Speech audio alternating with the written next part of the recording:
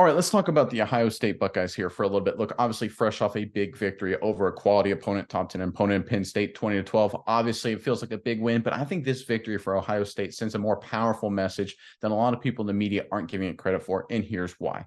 Going into the game, Penn State, their entire goal, their entire strategy was to make it an ugly game, to stop the Ohio State running game, to limit all the other playmakers Ohio State had to offer. Obviously, they wanted to contain Marvin Harrison Jr., but that's going to be hard to do. He's one of the best players in college football. They wanted to make it a punting game, an ugly game, a special teams game, and wait for Ohio State to make mistakes, wait for McCord to not play outstanding. And McCord, for some parts, was very good, but some parts was not.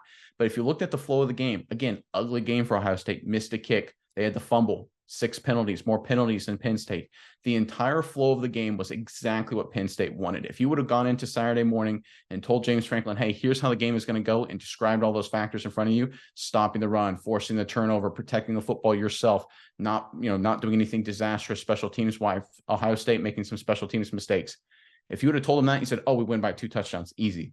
But the exact opposite happened. Ohio State won by 2 touchdowns. I know Penn State scored at the end of the game to make it look closer, but let's be honest, this was a dominant double-digit victory for all intents and purposes by Ohio State. And I think that is why, my opinion, I think a lot of other people are now recognizing it, they are the best team in the country. I think the one question was, could they win an ugly game that was stylistically not the way they wanted to play? Obviously, they pulled it out against Notre Dame, but could they do it in an environment that they didn't want to do, and they found a way to get it done here? And again, Penn State played the way Penn State wanted to do the entire game. Ohio State still dominated and won it. I think this is a great sign for Ohio State moving forward. And Myers, I'm curious what your thoughts are on this, but Buckeyes fans, look, don't want to get caught too much in a sort of pseudo trap game environment coming up Wisconsin right around the corner. Big game, prime time. Look, you never want to get too hung up on one victory. You got to stack wins. So give us your prediction in the comment section below. Ohio State versus Wisconsin coming up next Saturday.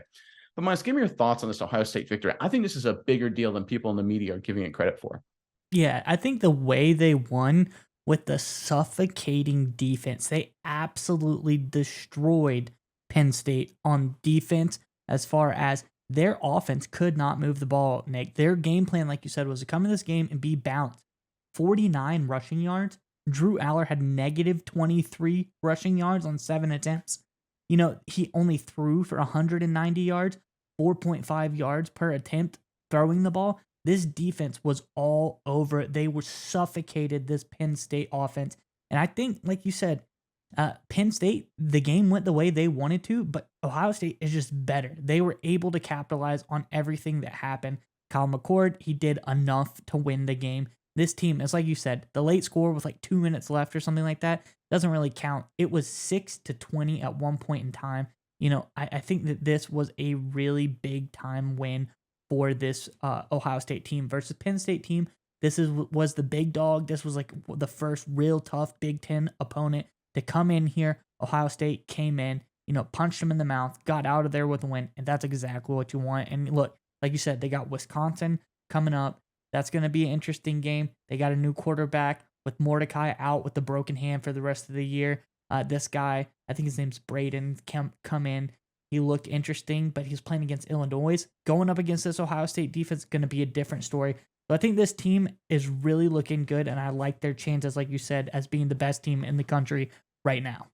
And I think you brought up a great point about punching people in the mouth, because even in past years when Ohio State has won big games and dominated people, and look, I'm not trying to rub Ohio State fans here the wrong way by saying this, but I don't think they did it by being supremely physical. They kind of overwhelmed people with their playmaking talent on offense, and then on defense, they had just an army of elite pass rushers. So they'd go up 1 or 2 scores, they'd unleash the Bosa's or the Chase Youngs or whoever, and then the game was just basically over at that point.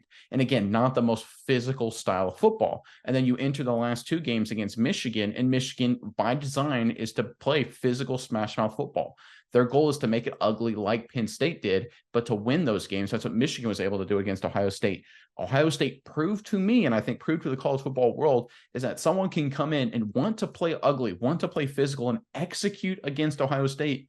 And Ohio State was just more physical, right? I kind of link it into a boxing match. When you have a boxer who's really great, can really move his feet, really nimble, kind of really technical boxer. But one of those things you always wonder about those guys is if it becomes just a slugfest, just back and forth, can they hang in there? The past 2 seasons, I think Ohio State hasn't been able to hang in there in those slugfests, specifically against Michigan.